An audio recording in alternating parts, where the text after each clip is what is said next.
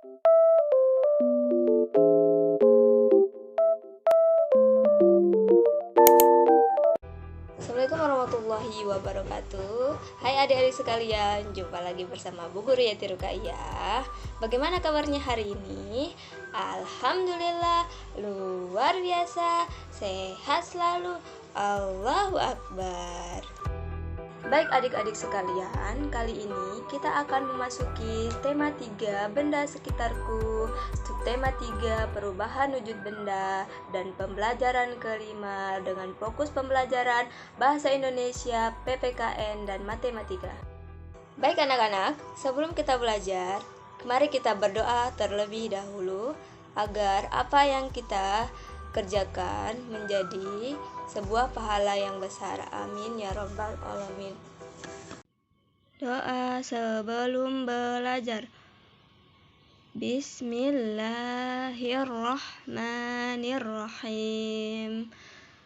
Raditu billahi rabba wa bil islami dina wa bi Muhammadin nabiyya wa rasula.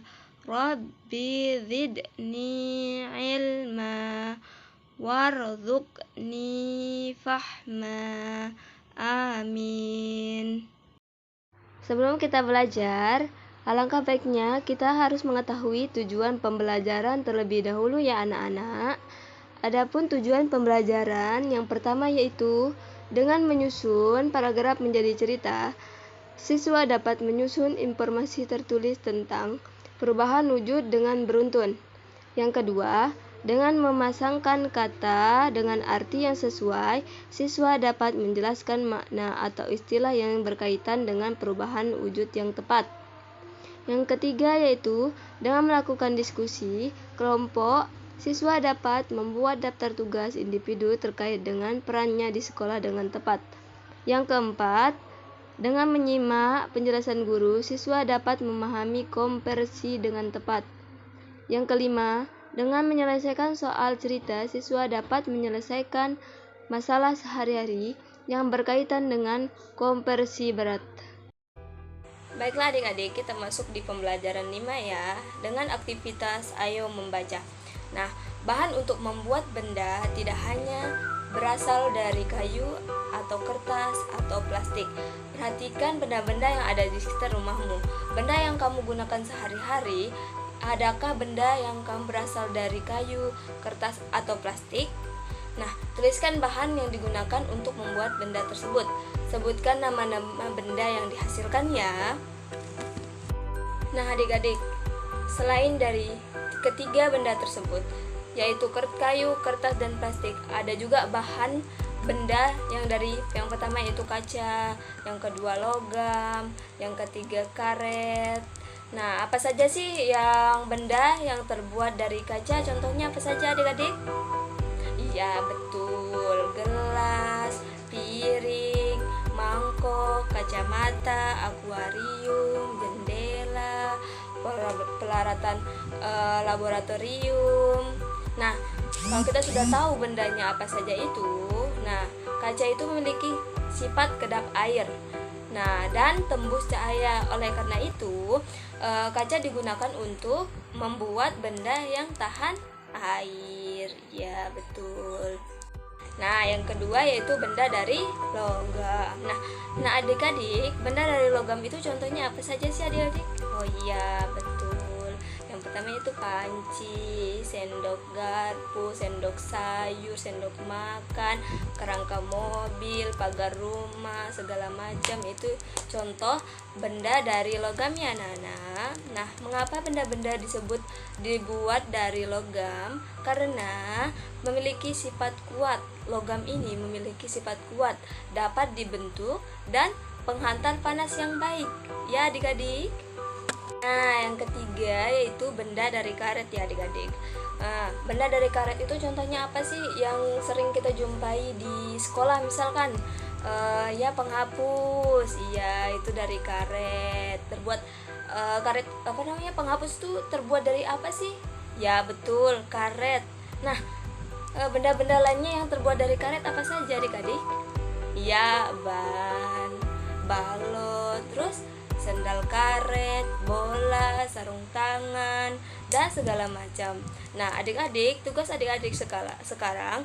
Nah, di sini kita belum mengetahui benda dari karet itu sifatnya apa saja sih? Sifat karet itu apa saja? Nah, Ibu minta bentuk kelompok dan diskusikan bersama teman sifat karet ya adik-adik. Kumpulkan hari ini ya. Baik adik-adik, kita masuk di aktivitas mengamati. Silakan adik-adik amati video berikut ini ya. Mengenal benda di sekitar kita.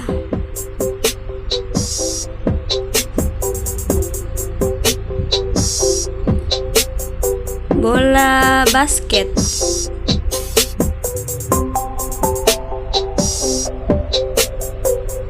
Bola sepak.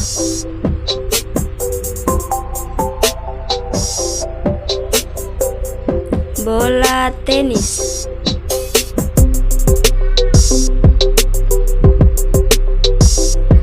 Gitar.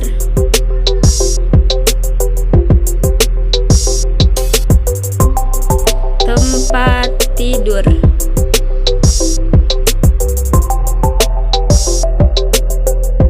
Kapak.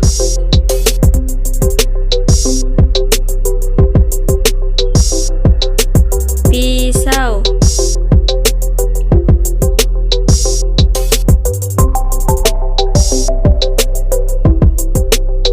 Gunting.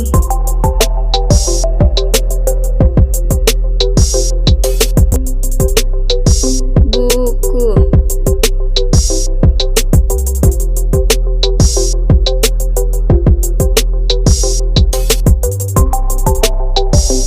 Pensil.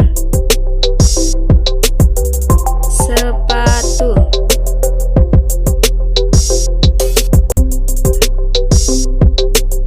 Tas.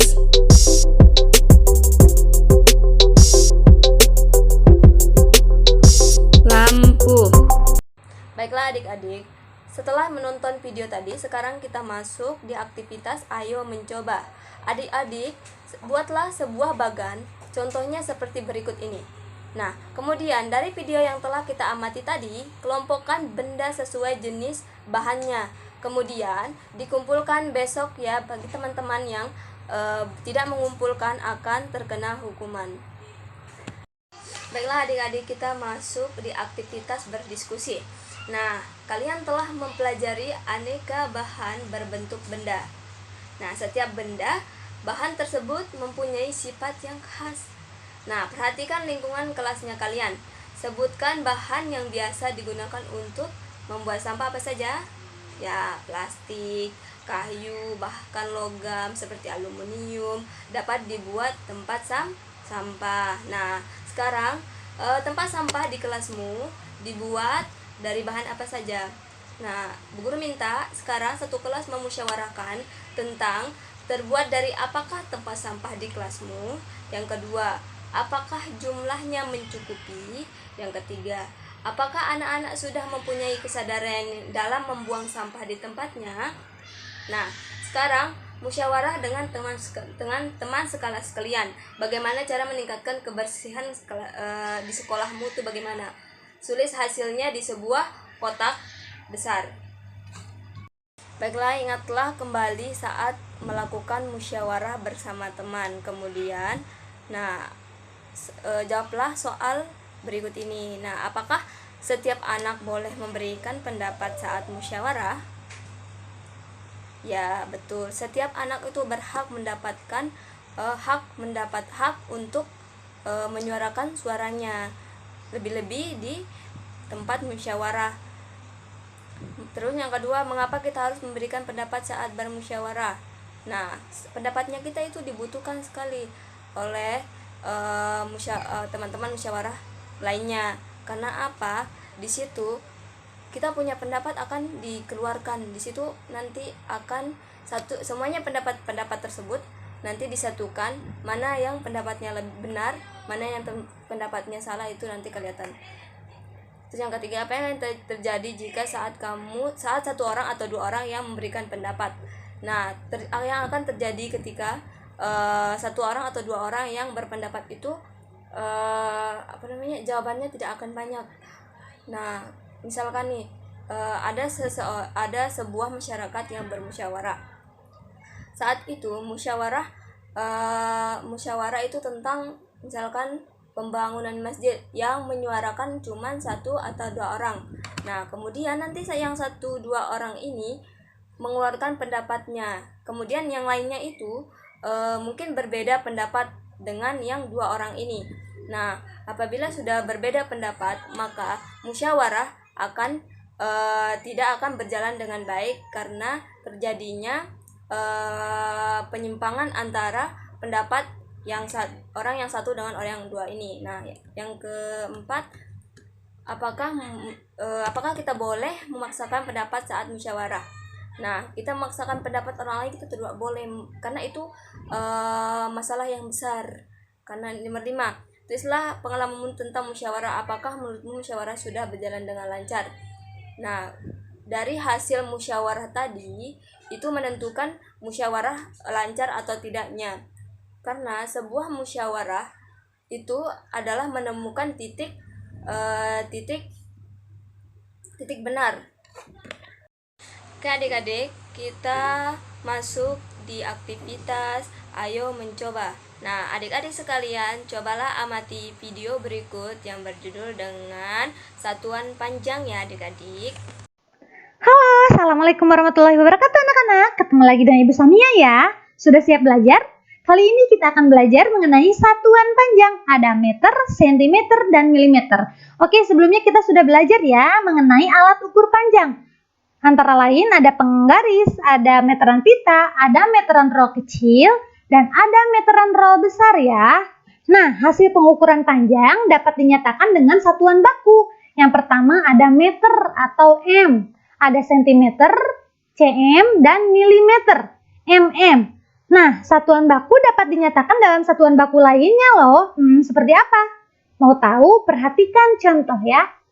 Oke, 1 meter sama dengan 100 cm sama dengan 1000 mm. Supaya makin paham, kita perhatikan contoh ya. Nih, 2 meter berapa sentimeter ya? Kalau di sini tadi 1 meter itu sama dengan 100 cm. Kalau 2 meter berarti kita kalikan saja. 2 dikali 100 cm itu berapa? Sama dengan 200 cm. Artinya 2 meter sama dengan 200 cm. Sudah paham? Oke, lanjut ke contoh berikutnya. 3 meter sama dengan titik-titik milimeter. Berapa ya? Kalau di sini 1 meter itu sama dengan 1000 milimeter. Nah, kalau ini 3 meter berapa milimeter? Kita kalikan saja ya. 3 meter sama dengan 3 dikali 1000 milimeter. Sama dengan berapa? Ada yang tahu?